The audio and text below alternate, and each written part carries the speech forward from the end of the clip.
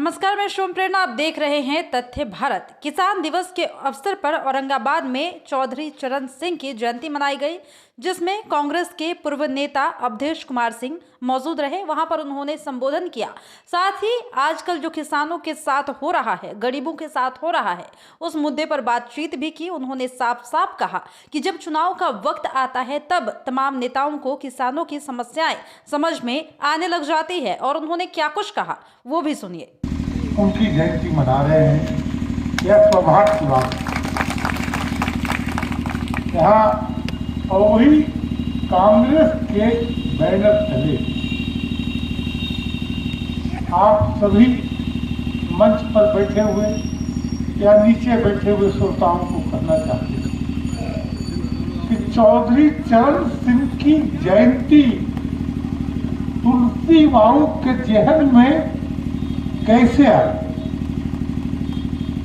या तो चौधरी चरण सिंह की आत्मा की आवाज गूंजा इनके कानों में, क्योंकि जब देश गुलाम था और देश गुलामी में जब गुजर रहा था, उस समय कांग्रेस और समाजवादी लोग देश को आजाद कराना चाहते थे। 1929 में लाहौर में, मंडल जी, लाहौर में कांग्रेस का अधिवेशन हुआ था। उसी अधिवेशन में चौधरी चरण सिंह जैसे व्यक्ति जो युवा थे, वह कांग्रेस के प्रति आकर्षित हुए और गाजियाबाद, जो उत्तर प्रदेश का जिला है, जो दिल्ली के बगल में है, उस गाजियाबाद में चौधरी चरण सिंह जिला कांग्रेस कमेटी की स्थापना की। और चौधरी चरण सिंह हमारे कांग्रेस परिवार के थे। यह बहुत कम लोग को मालूम हुआ। साथियों, यह शख्सियत जब देश आंदोलित था और राष्ट्रपिता महात्मा गांधी नमक सत्याग्रह किए थे, हिंडन नदी पर नमक सत्याग्रह का संचालन किए थे और अंग्रेजों के द्वारा इनको बंदी बनाकर 6 महीने का कारावास दिया गया। चरण सिंह शख्सियत थी। और देश जब आजाद हुआ, मंडल जी, तो देश का प्रथम प्रधानमंत्री पंडित जवाहरलाल नेहरू थे। उस समय देश का किसान, देश का मजदूर भगवान की ओर ताकता था। और 3 राज्य जिनका मैं नाम ले रहा हूं, जो आज सबसे खुशहाल राज्य, हरियाणा, पंजाब और राजस्थान, अब सभी बुद्धिजीवी लोग हैं, पत्रकार बंधु हैं। आप सभी को मालूम होगा कि देश का सबसे पहला अगर डैम कोई बनाने का काम किया तो पंडित जवाहरलाल नेहरू ने, इस देश के स्वर्गीय प्रधानमंत्री पंडित जवाहरलाल नेहरू ने भाखड़ा डैम का निर्माण कराया। और 3 राज्य के किसान उससे आज भी लाभान्वित।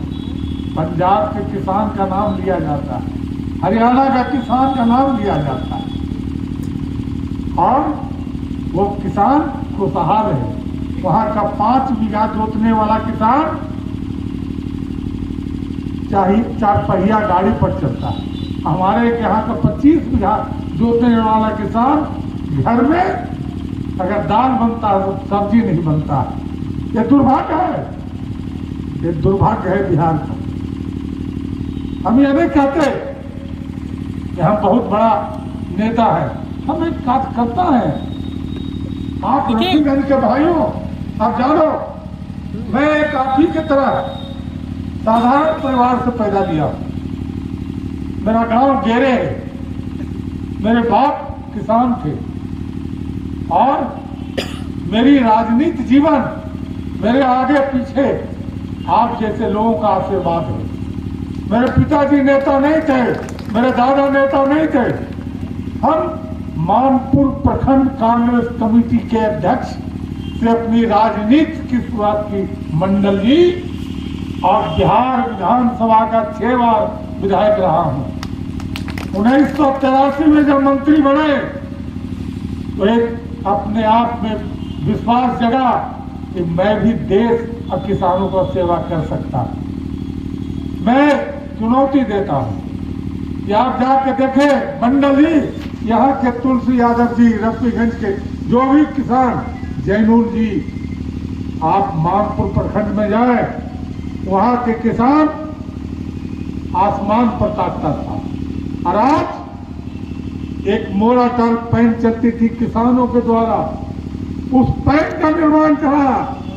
अब 45 गांव में इस कड़कती धूप में भी हमने किसानों का धान पैदा करवाने का काम किया। मैं किसान का बेटा हूं, मैं मजदूर परिवार से आता हूं।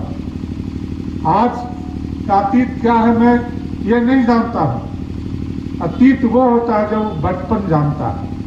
बचपन में हम भी गरीब के तरह गेंद्रा पर पैदा लिया। आज गेंद्रा पर पैदा लेने वाले लोग कभी मखमल की बात नहीं करेंगे मंडल जी। आज क्यों बिहार के सल्तनत में, बिहार राज्य में लालू यादव को याद करता है, नीतीश कुमार जी को याद करता है। दोनों का अलग अलग व्यक्तित्व है, दोनों का अलग अलग व्यक्तित्व। बिहार के मजदूर, किसान, गरीब की आवाज, दलितों की आवाज बनने का अगर इस राज्य में कोई पहला नेता पैदा लिया वो नेता थे लालू प्रसाद यादव, जो गरीबों की आवाज बने। और नीतीश कुमार जी जब आए तो ये विकास पुरुष के नाम से जाने जाते। मुझे दुख हुआ जैनुल। तो जैसा कि आपने सुना कि अवधेश कुमार सिंह ने साफ साफ ये कहा है कि आज के दिन में जिस तरह से कार्यप्रणालियां अपनाई जा रही है, इससे साफ तौर पर पता चलता है कि कांग्रेस किसानों के लिए, गरीबों के लिए, मजदूरों के लिए बेहतर काम कर रही थी और फिर से कांग्रेस इसी पर ध्यान देगी। साथ ही उन्होंने ये भी कहा कि इस ओर ध्यान देने की जरूरत है कि जब चुनावी नतीजे सामने आने को होते हैं तब नेताओं को अक्सर समस्याएं दिखने लग जाती है, या फिर चुनाव का जब दौर नजदीक होता है तभी उन्हें ये तमाम समस्याएं नजर आती है।